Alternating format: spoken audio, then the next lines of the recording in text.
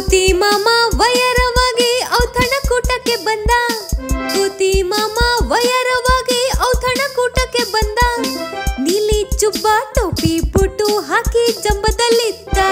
ನೀಲಿ ಚುಬ್ಬ ಟೋಪಿ ಬೂಟು ಹಾಕಿ ಜಂಬದಲ್ಲಿದ್ದ.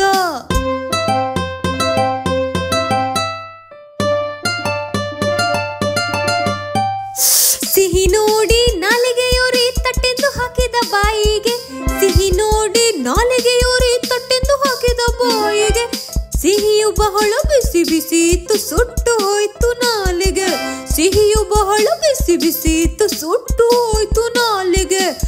ಕೋತಿ ಮಾಮ ಅಳುತ್ತ ಅಳುತ್ತ ಮನೆಗೆ ಓಡಿ ಬಂದ. ಕೋತಿ ಮಾಮ ಅಳುತ್ತ ಅಳುತ್ತ ಮನೆಗೆ ಓಡಿ ಬಂದ.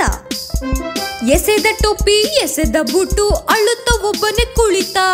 ಎಸೆದ ಟೋಪಿ ಎಸೆದ ಬೂಟು ಅಳುತ್ತ ಒಬ್ಬನೇ ಕುಳಿತ.